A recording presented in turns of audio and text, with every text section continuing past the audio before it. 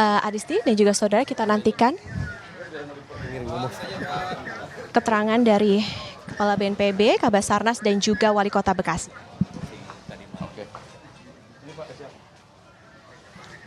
Assalamualaikum warahmatullahi wabarakatuh. Selamat pagi rekan-rekan media sekalian. Saat ini saya berada di tempat pengungsian Kota Bekasi.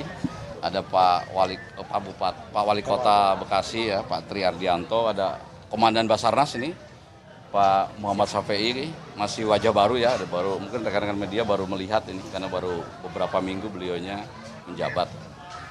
Setelah ini kami akan berdialog dengan para pengungsi. Karena tadi malam kita ketemu dengan para pengungsi, kan para pengungsi bertanya gitu, biasa kalau ada bencana mereka mau diapakan kan gitu. Nah ini mau kita penjelaskan, nanti silakan rekan-rekan media dengar ya apa yang akan dilakukan, apa yang sudah dilakukan dan apa yang sedang dilakukan oleh pemerintah pusat, pemerintah daerah ya, baik aparat, TNI Polri, Basarnas dan lain sebagainya.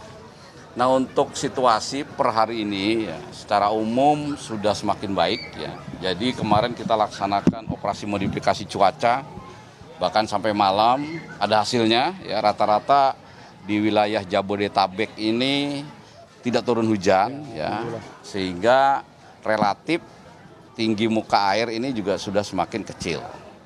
Untuk yang masih tergenang ada di Kota Bekasi ya. Ada beberapa titik di Kota Bekasi masih tergenang tetapi tinggi muka airnya sudah menurun. Kabupaten Bekasi juga masih ada beberapa titik.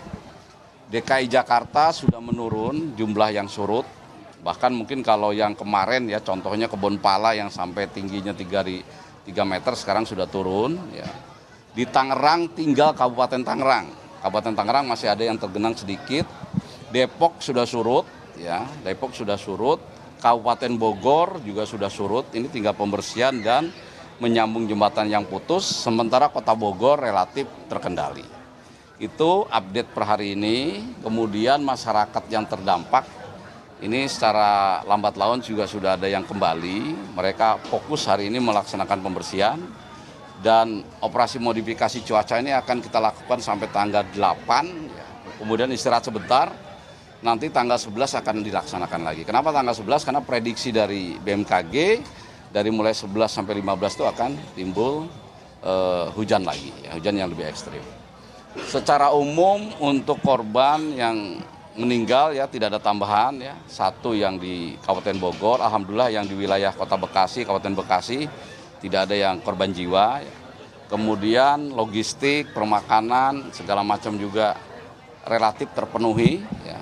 Kemudian saya tadi barusan juga diskusi kecil dengan Pak Wali Kota Bekasi. Jadi beliau juga sudah dapat gambaran, ya sudah permasalahannya beliau juga kita sudah terima tadi terkait dengan operasional, kemudian pasca bencananya, ya, bagaimana rumah masyarakat sudah kita jelaskan. Nah nanti saya akan langsung menjelaskan kepada masyarakat, silakan nanti rekan-rekan media yang mendengar. Nah sebelum itu silakan kalau mau bertanya. Pak Suharyanto, ini kan dikatakan banjir menjadi yang tertinggi sejak 2020 bahkan. Nah ini penyebabnya kenapa sih Pak bisa sampai setinggi ini? Apakah memang daya tampung dari Kali Bekasi yang dekat dengan perumahan Pondok Gede Permai ini tidak mencukupi untuk bisa menampung air yang bisa dikatakan dari Bogor itu? Ya memang ini kan curah hujannya juga ekstrim ya. Sumbernya kan dari hujan ya. Hujan kemarin malam itu, ulangi 2 hari yang lalu itu kan dari mulai siang sampai subuh ya, hujan terus. Nah kalau daya tampung kali ya memang seluruh Indonesia ya. Jadi karena daya dukung lingkungan itu berbeda dengan 10 tahun yang lalu, 20 tahun yang lalu. Orang makin banyak ya. Kemudian alih fungsi lahan di hulu itu juga berpengaruh.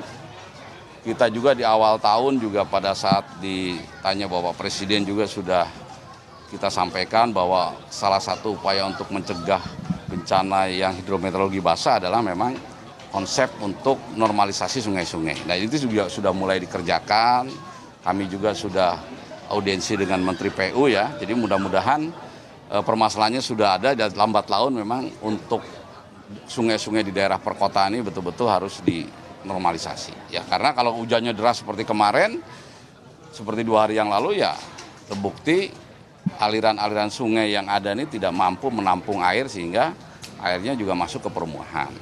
Yang kedua ya, dulu mungkin tempat-tempat yang sekarang banjir juga banjir. Cuma dulu belum ada orangnya gitu. Belum ada manusia yang tinggal di situ. Sekarang bahkan badan-badan sungai itu diisi oleh orang. Nah itulah mengakibatkan banjir terjadi ya kita juga berusaha semaksimal mungkin mencegah. Nah, kalau terjadi ya memang tidak bisa juga hanya pemerintah, memang semuanya kita harus terlibat melaksanakan penanganan dan mitigasi. Seperti itu. Pak, setelah ini ada upaya apa lagi Pak? Pembersihan langsung atau bagaimana Pak? Ya ini akan saya jelaskan ke masyarakat, langkah-langkahnya. Pembersihan kan masyarakat juga langsung masuk ke rumahnya masing-masing. Peralatan juga yang butuh kita bantu ya. Satuan-satuan TNI, Basarnas juga turun di lapangan ya. Ini Pak Basarnas dari mulai hari pertama juga memonitor terus. Kita kemarin sudah rapat koordinasi juga terpadu untuk melihat apakah masih harus ada evakuasi dan penyelamatan. Ya, alhamdulillah kan sampai saat ini tidak ada kasus yang terlalu luar biasa begitu. Sampai ada warga masyarakat yang tidak terlayani atau warga masyarakat yang tidak terevakuasi kan tidak ada ya. Jadi semuanya memang harus kita berkolaborasi bersatu padu sehingga setiap permasalahan ini bisa tuntas terselesaikan. Untuk kebutuhan air bersih seperti apa Pak? Untuk kebutuhan air bersih warga? Air bersih warga gimana? Air bersih warga saya rasa kalau dialog dengan sudah masuk kok. Nanti kita bertanya sama masyarakat apa-apa kebutuhannya. Yang jelas tadi malam itu mereka ada yang bajunya basah, butuh baju dalam. Itu kita lakukan sekarang, nanti dibagi baju dalam. Mohon maaf kalau pakaian wanita, ada yang minta alat pembalut ya. Bahkan ada yang meminta vitamin, suplemen. Nah itu tambahan-tambahan, tapi tidak ada yang mengeluh perutnya lapar, nggak ada. Ya, makanannya terjamin. Ya, tentu saja hari pertama ketika bencana kan yang mendasar dulu makan minum. Ya, air bersih juga tadi malam tidak termonitor. Nanti saya akan tanya, apakah betul kekurangan air bersih begitu? Pak, tadi ada warga yang mengatakan kalau mau minta bantuan alat-alat, birokrasinya agak sulit dari BNPB. Itu seperti apa tanggapannya? Ya makanya kita jelasin birokrasi gimana, alat-alat mana yang dimaksud kan kita belum tahu. Nanti saya akan sampaikan kepada mereka langsung. Kayak kalau kata mereka sih harus ada surat RT itu sampai ke atas sampai. Enggak juga, enggak ada. Makanya kita nanti jelaskan. Modifikasi cuaca gimana Pak? Yang dikerahkan dalam penanganan ini, total personil gabungan yang dikerahkan. Banyak, kalau TNI Polri sendiri untuk Kota Bekasi ya. Untuk Kota Bekasi hampir beberapa ratus orang, kemudian dari Basarnas, BNPB juga pindah kantornya ke lapangan semua. BNPB itu kan ada sekitar 1.000 ya, paling tidak yang tinggal di kantor itu tinggal 100, semuanya terbagi di Jabodetabek. Jadi saya kira untuk kekuatan personil cukup ya, tidak ada keluhan, misalnya di titik-titik mana tidak ada yang datang ke sana, tidak ada. Pak Kaban, untuk modifikasi cuaca berarti sudah dilakukan atau masih akan dilakukan? Dilakukan ini cuaca begini gara-gara operasi modifikasi cuaca, kita akan lakukan sampai tanggal 8. Kenapa sampai 8? Karena tanggal 9 katanya, sebetulnya tanggal 6 tuh yang puncaknya, tanggal 7, 8, 9 tuh informasi di BMKG, curah hujannya sedikit, tapi kita lakukan sampai tanggal 8, istirahat sebentar, nanti tanggal 11 masuk lagi. Pak, tadi ada yang minta juga selain air, instalasi listrik juga nih Pak. Jadi fokus ini gimana Pak? Ya ini kita mau jelaskan kepada mereka semuanya. Ya, semuanya intinya dilayani. Semuanya kita akan berusaha kebutuhan masyarakat kita akan penuhi. Sudah nyala, Pak. Oke, cukup ya. Udah nyala tuh. Baik, terima kasih Pak.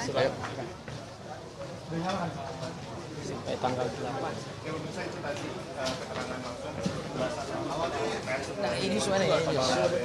Oke, siap.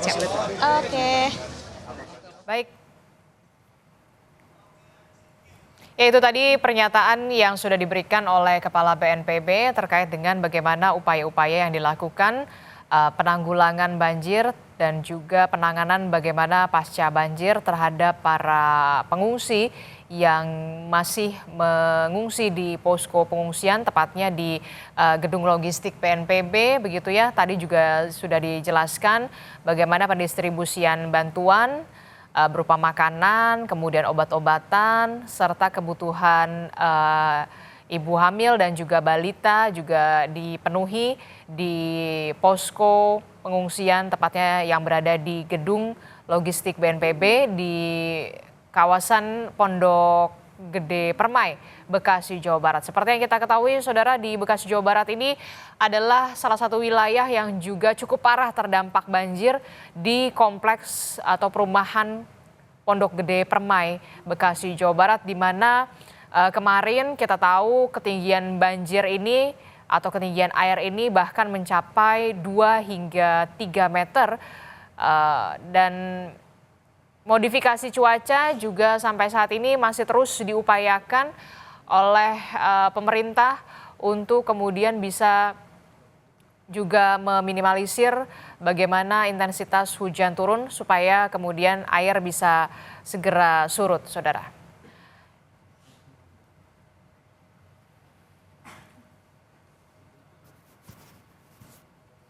Informasi soal penanggulangan banjir di wilayah Jabodetabek masih akan kami hadirkan usai jeda. Jadi tetaplah bersama kami di Breaking News Kompas TV.